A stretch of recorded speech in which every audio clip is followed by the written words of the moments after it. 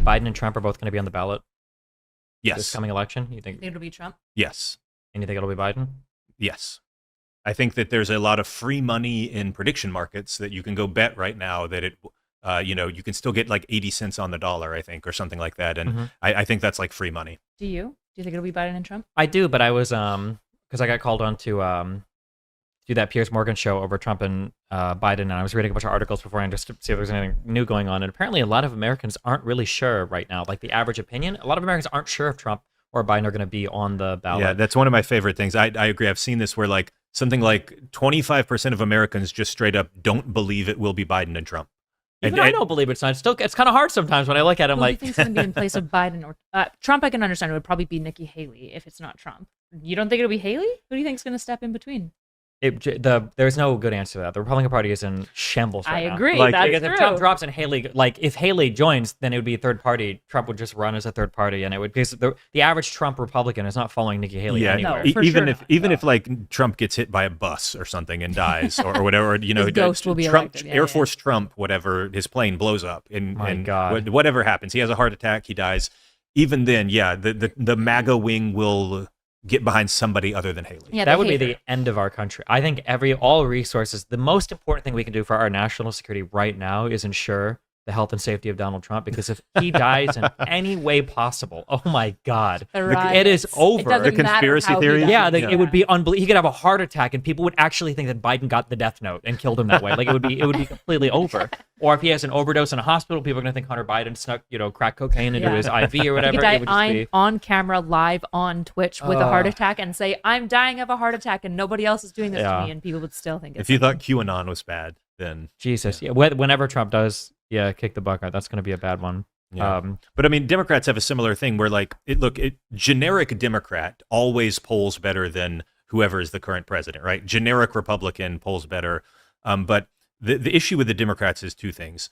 Number one, the likely people poll worse than Biden. If you like Kamala Harris, who is by far the most likely if Biden drops out, she polls worse than him against Trump. Yeah. It's funny because Nikki Haley polls better than Trump. And so it's kind of confusing why they don't nominate her if they want to win. It's because it's cult of personality. But again, if they cared about winning, they would nominate Haley. But if Democrats cared, Haley would, I think, if she got it somehow, Haley polls just clear like 10 points better than Trump against Biden. How many problem- votes? Sorry. I was going to say the problem is like it's such a macro level change. It's kind of like when people say like, if Germany just didn't invade the Soviet Union, the whole world would be controlled by these powers. Yeah. Or like if this one thing would have changed here, then the entire world would be different. And it's so hard to predict past a certain point. Like There's a what lot you're of saying- dominoes. Yeah, it's totally possible that if Trump drops out, a bunch of MAGA people grumble for a month or two, and they're like, well, we're not voting for the Democrats, and then they follow behind, or they fall in line behind Haley. It's also possible that they all, keep in mind it would only take 4 or 5% of Republicans to break off to like irreparably destroy the Republican Party for a Yeah. decade. Like only that percentage of people, and if they were to be like, we're going to go vote independent for Vivek. Or something like that, it would be catastrophic for them. But beyond that, just like, generic Democrat always polls really well. But the problem is that the people who would actually be that generic Democrat, like we have generic Democrat. His name is Dean Phillips. Sure. And he is essentially the same position since Biden. He's not got a lot of policy differences, except that he's younger. And he says he doesn't have this baggage. Yeah. And yet nobody wants to vote for him. There's no appetite anywhere for Dean Phillips. Because I don't like the generic politician line, because it's like at that point you don't even have a human being. You've got like this. My point is that it doesn't work. Exactly. Yeah. Generic 'Cause there's no Democrat real- polls better than Joe Biden, but there is no generic Democrat. We've tried it and it doesn't work. And Joe Biden is what you've got. And the other thing is that even if you did this, you would end up having some sort of weird contested convention, and it would lead to all the parties, all the wings of the Democratic Party fighting each other bitterly, and everybody would hate each other, and we'd lose because of internal conflict, probably. Yeah. That's the other thing. So, this is just the thing. Like, you might not like how old he is, and I get that, and I get that there's maybe it's not great that he's that old, got a lot but of when plaque in his you brain. are the president, you run for re-election. That's what always happens. Right. Yeah. There's how long has it been since we've had a president who didn't run for re-election?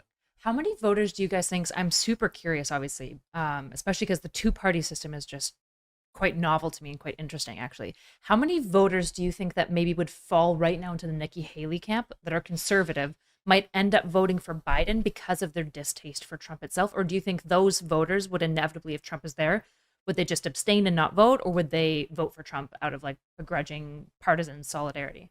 I mean, How do you guys feel? I don't have a strong opinion on this other than it's a non-zero number for both groups. There are some Haley people who are voting Haley because they are a principled anti-Trump conservative and they will not vote for him. That exists. I feel like it'd be like 97% of Haley voters would vote for Trump over Biden, though. I think Like they're going to be more loyal to the partisan party than for the party for sure. Yeah. Interesting. Yeah, I don't have a good feel for whether it's more or less than that, but I do think there are some that, and the other thing is I think that some of Nikki Haley's votes probably come from Democrats who want to keep her in the race longer. Yeah, that's probably true. Like in the know. primaries right now. Yeah.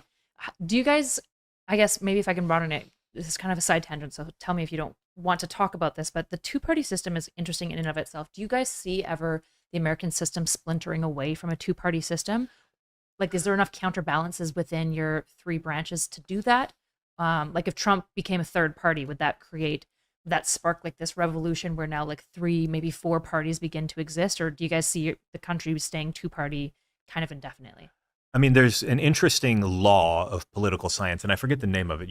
Maybe you know, where it says that if you have a first past the post system, like we have, that, and like Canada has, that inevitably those systems always collapse into two-party systems. And this is a law in the political science sense, which means that it doesn't universally apply and caveat.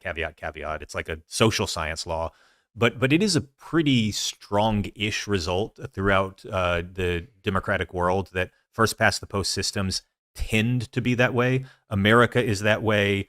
The UK is that way, other than like the Lib Dems or like in reality, UK politics is the Conservatives, the Tories, and the and Labour. It's mostly two-party.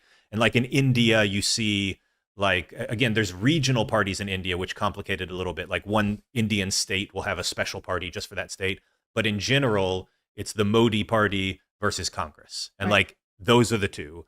And in Canada, it's the Conservatives versus the Liberals. And the NDP and the NDP exists, but like the NDP has never held the prime ministership, right? No, they're not. And they were suspecting maybe with Jagmeet. There's been a lot of liberal prime ministers. There's been conservative prime ministers. There's never been an NDP prime minister. So but there's been NDP states, like provinces, which is interesting. But so it's kind of, I think it's a pretty strong law that most first past the post systems just tend to be two-party dominated. They fall into two parties, yeah.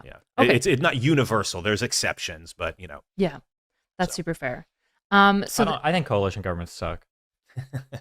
Like multi-party systems? Yeah. Like Canada has? I feel like they have all the, I feel like there's a grass is always greener thing where people look at two parties and they go like, oh, this is no fair, it sucks and blah, blah, blah. But I feel like coalition governments run into a lot of issues too, namely where I feel like we heard over and over again about how Manchin and Sinema were destructive to U.S. politics because they were controlling the entire political system, and this was literally the worst thing in the world. These two senators have so much power. But then I look at coalition governments sometimes, especially like in Israel right now, right, where Netanyahu has to make concessions to these insane conservative parties that are very, very, very small. But the only way you can build your majority government is to align with these crazy, very, very small parties, and then these people end up having a disproportionate say over your platform's politics.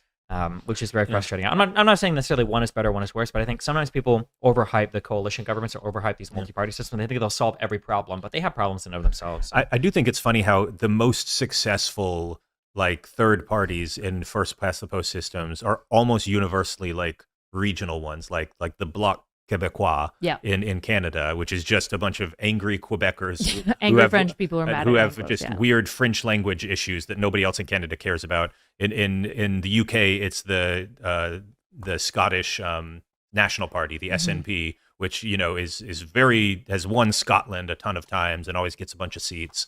And in India, again, they have regional parties and stuff like. It's always just like ethnic stuff. But as far as like the national parties, usually there's still just two. So